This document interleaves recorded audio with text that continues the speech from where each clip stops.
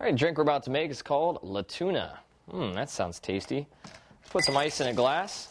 And we're going to add 4 dashes of bitters. 1, 2, 3, 4. Follow that up with 1.5 ounces of tequila. There's 1.5. And next we'll add 1 teaspoon of lime juice. And finally, some good old club soda. Just go ahead and fill it up. All right.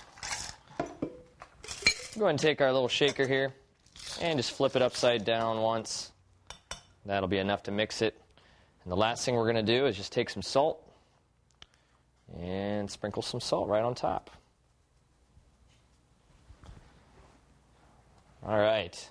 Add a straw, and you've got Tuna. Bottoms up.